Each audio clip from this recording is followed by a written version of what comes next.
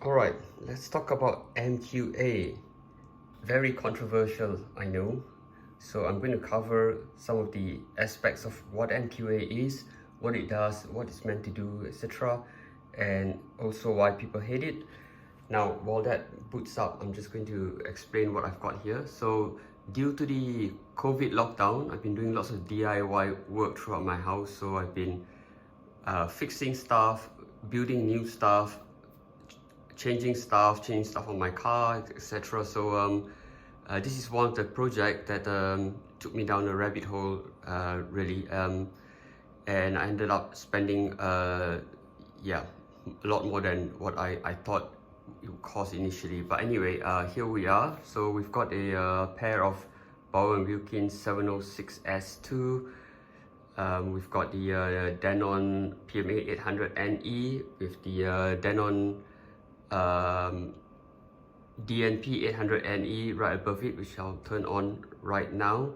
And hidden away in the cabinet on the top shelf of that, I've got a CD transport, and I've also got a turntable in that cabinet over there. So this DAC network streamer player thingy is really good. Now it does have Wi-Fi and Bluetooth, which I've disabled because I don't want any radio interference going through the audio path. So all I'm doing with this is I'm playing FLAC wave MP3 files, you name it, through the USB stick. Oh, DSD. This does DSD brilliant up to 5.6 megahertz.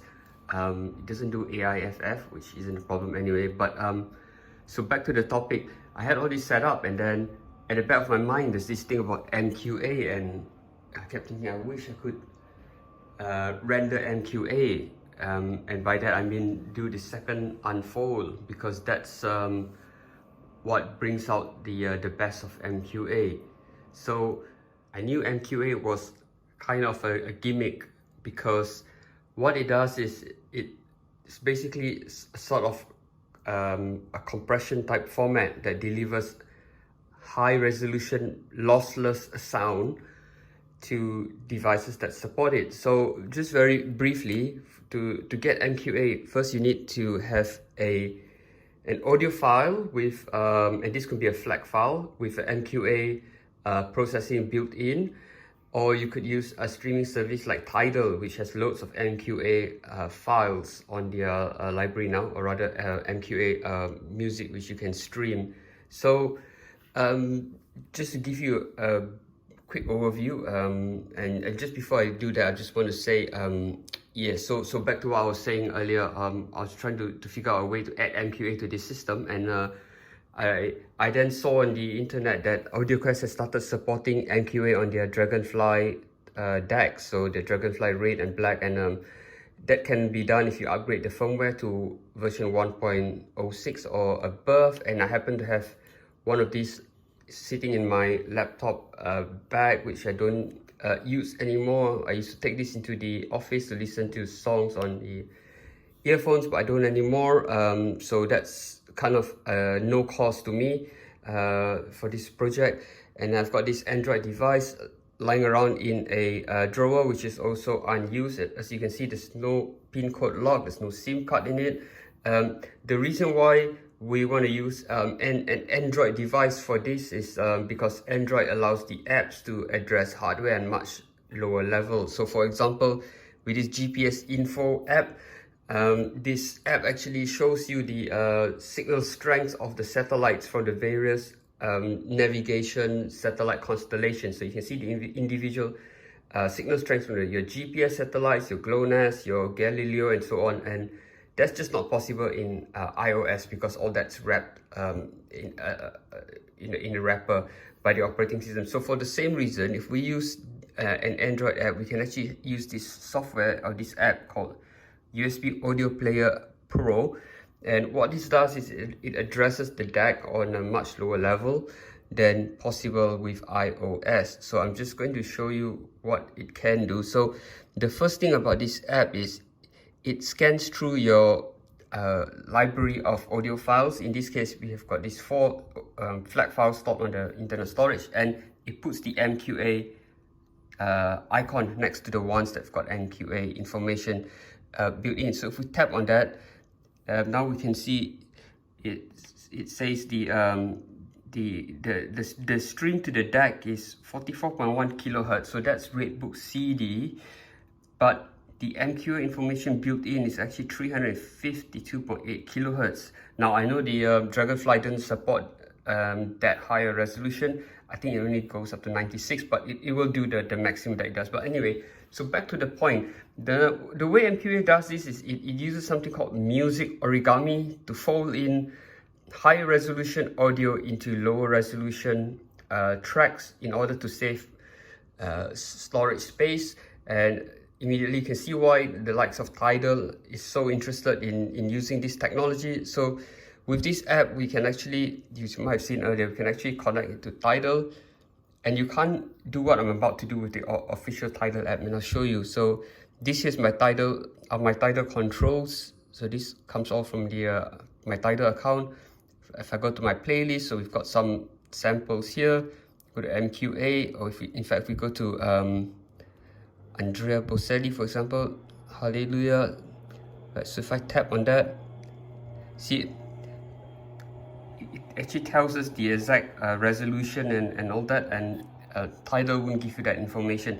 Okay, so anyway, back to MQA. The way it does it is, and why people don't like it is, you're storing additional information into an existing audio track. So this has been done for decades now, and if you do a bit of research, you find even analog vinyls that have got surround sound, 4-channel sound, and the way it does it is during the recording they actually encode an additional channel into the existing channels, and if you have a compatible receiver, it can then separate the channel back out, so you get 4 channels sound output from a vinyl. And earlier on there was a technology called Dolby Surround, I think it is, and again that's an analog format that again captures front and rear speakers into the same channel. So if you play it on a normal a TV or a normal receiver, then you get 2 channel left and right. But if you've got one that supports Dolby Surround decoding, then it actually splits it up to the front and rear. So again, MQA does a similar thing. So it folds in the additional information for high resolution files into lower resolution ones. Now, this is where the controversy comes in, because whenever you do that, you're going to degrade the sound quality of the original track. So this one here doesn't have MQA, and as you can see, it wouldn't have the MQA bit mentioned here. So whenever you take an existing audio track and do things with it, it's going to distort the actual audio track itself. So the makers of MQA will say that the sound differences can't be heard, but if you have a really good resolving hi-fi system, you will be able to pick it up, and MQA actually makes the audio less favorable than having it without. But again, it's a gimmick to save storage space and to reduce streaming bandwidth, which is why Tidal is so interested in doing it. But just be aware of the limitations.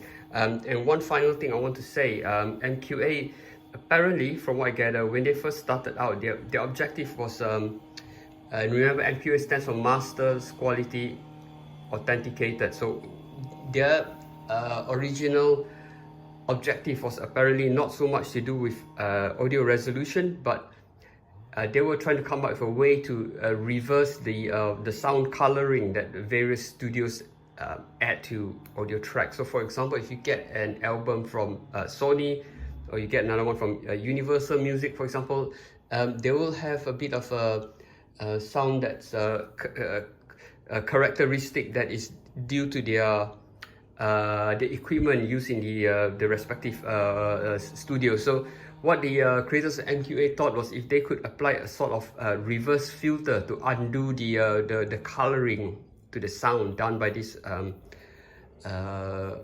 equipment used by these various studios, then they can deliver something closer to the master, which is why it's called Master Quality Authenticated. So just remember, it's not all about resolution. And also, higher resolution doesn't mean it's better.